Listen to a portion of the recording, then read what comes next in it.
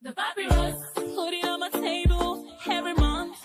I don't wanna be sad. Don't even try to hide it. No, I don't wanna lose it. And you say how it is, it's so inviting.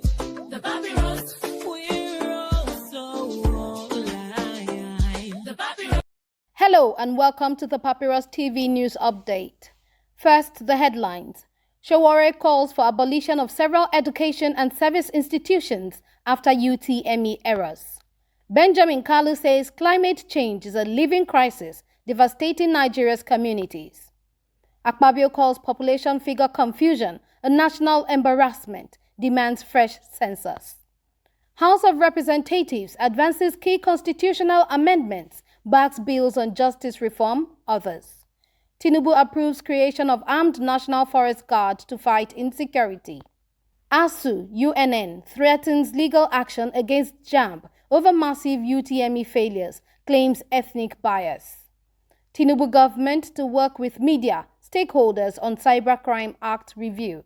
The news in details.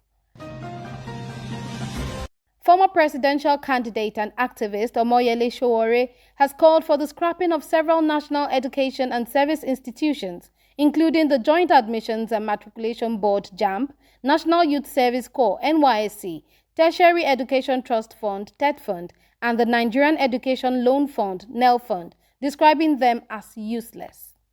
Sowore made the declaration on social media following JAMB's recent admission of errors in the 2025 Unified Tertiary Matriculation Examination (UTME) results that affected thousands of candidates. Time to scrap these extracurricular bureaucratic busybodies. JAMB, NYSC, TED Fund, NEL Fund, they are all useless, he wrote. JAMB's registrar, Professor Ishak Oloyede, had earlier admitted to technical glitches and errors in result processing that contributed to the poor performance recorded in the examination. Out of nearly 2 million candidates, over 1.5 million scored below 200. Only 0.63% scored above 300, sparking public outrage and growing criticism from education stakeholders nationwide. Meanwhile, Deputy Speaker of the House of Representatives, Honorable Benjamin Kalu, has raised the alarm over the destructive impacts of climate change across Nigeria, describing it as a living crisis with severe social, economic, and humanitarian consequences. Kalu issued the warning during a meeting with representatives of the National Council on Climate Change and the Green Climate Fund. He cited alarming data showing floods displacing over 2.5 million people and causing $6.8 million in economic losses in 2022 alone. He warned that desertification, drought, erosion, and sea level rise are simultaneously devastating different parts of the country, from the north to the Niger Delta and southeast. He praised the 2021 Climate Change Act as a landmark legislative achievement, but expressed concern that the Climate Change Fund established by the Act remains non-functional. Kalu called on international partners to help activate the fund and said climate finance is the oxygen of climate action. Continuing, Senate President Godswill Akpabio has called for a new national census to end years of conflicting population estimates and poor national planning. Speaking during a visit from the National Population Commission (NPC), Akpabio described the varying figures often quoted, ranging from 220 million to over 300 million, as a national embarrassment. He emphasized that accurate data is essential for building infrastructure, planning education, and ensuring sustainable development. Nigeria's last census was conducted in 2006. Akpabio pledged full legislative support for the upcoming exercise, calling it a foundational step in future-proofing the country. NPC Chairman Nasir Isa Kwara echoed his concerns and promised a thorough and credible count. In another development, the House of Representatives on Thursday, May 15th, passed through second reading a wide array of constitutional amendment bills targeting vital sectors of governance, including justice delivery, federal structure, treaty negotiations, population data, and legislative independence. The package of bills, jointly sponsored by Deputy Speaker Honorable Benjamin Kalu and several other lawmakers, was presented on the floor by House Leader Honorable Julius Sowore and received overwhelming support during plenary. Among the headline proposals is a bill seeking to amend the 1999 Constitution to impose strict timelines for the dispensation of justice. Under the draft, trial courts would be required to deliver judgments in civil and criminal matters within 270 days of filing, while appellate courts would have up to 180 days, extendable only under complex or exceptional circumstances. Also passed for second reading was a bill seeking to repeal the National Institute for Nigerian Languages Act 2024 and replace it with new provisions establishing the University of Nigerian Languages to be sited in Aba, Abia State. The proposed university will be empowered to offer degree programs and serve as a center for the preservation and promotion of indigenous Nigerian languages. Another major constitutional amendment seeks to alter sections 158 and 197 of the 1999 Constitution to list the National Assembly Service Commission and State House of Assembly Service Commissions as fully independent bodies. The bill proposes clearer legal recognition of legislative administrative independence and the designation of clerks of the National Assembly and State Houses of Assembly as heads of legislative service at their respective levels. In what many analysts see as a push for stronger legislative oversight for foreign policy, a bill was also adopted to constitutionally mandate the involvement of the National Assembly in negotiating and entering into international treaties. This amendment aims to ensure that all treaty processes fall under legislative scrutiny, particularly those affecting areas on the exclusive legislative list.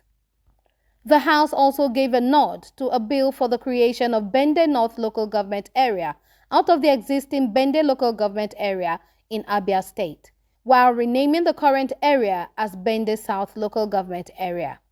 The amendment would alter the first schedule of the Constitution to reflect the proposed change in the enumeration of local government areas within the state.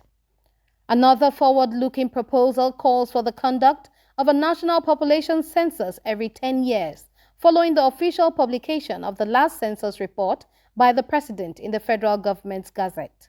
The aim is to institutionalize periodic, predictable census exercises critical for planning and resource allocation. In summary, the following bills were passed through second reading. Justice Reform Bill sets binding timelines for the conclusion of civil and criminal cases. Treaty Oversight Bill empowers the National Assembly to participate in negotiating and ratifying international treaties. Bende Local Government Area Bill splits Bende into Bende North and Bende South local government areas. Legislative Autonomy Bill lists National Assembly and State Assembly Service Commissions as independent bodies. Census Bill mandates decennial population census reporting and enumeration. Language University Bill upgrades the National Institute for Nigerian Languages to a full-fledged university in Aba, Abia State. All 6 proposals received voice vote approval under the gavel of Deputy Speaker Right Honorable Benjamin Kalu, who presided over Thursday's session. The bills now move to the committee stage for further scrutiny and public input before potential passage into law. Moving on, President Bola Tinubu has authorized the creation of a National Forest Guard force to reclaim Nigeria's forests from terrorists, bandits, and criminals who have turned them into strongholds. Presidential aide Sunday Dare announced the initiative, saying the newly formed force will be trained, armed, and deployed across Nigeria's 1,129 forests. The operation will be coordinated by the Office of the National Security Advisor and the Ministry of Environment. The move aims to enhance national security, create thousands of jobs for Nigerian youths, and bolster efforts to protect Nigeria's territorial integrity. We will not cede an inch of our land to criminals, President Tinubu declared. Furthermore, the Academic Staff Union of Universities ASU, University of Nigeria Nsukka branch, has threatened to sue JAMB over what it described as a deliberate suppression of scores for Southeast candidates in the 2025 UTME. ASU UNN Chairman Dr. Oyibo Eze condemned the mass failures and said the region's candidates were being targeted. Our office has been inundated with protests from parents. This is a calculated attempt to frustrate our children, he stated. Eze alleged that high-performing schools like the University Secondary School Nsukka saw none of their candidates score above 200 despite their academic track records.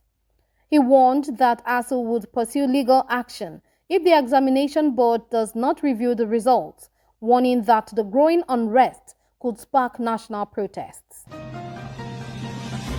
Conclusively, Minister of Information and National Orientation Mohammed Idris has assured Nigerians that the executive branch is committed to working closely with the National Assembly, the media and civil society to review the Cybercrime Act in a manner that protects press freedom and ensures accountability.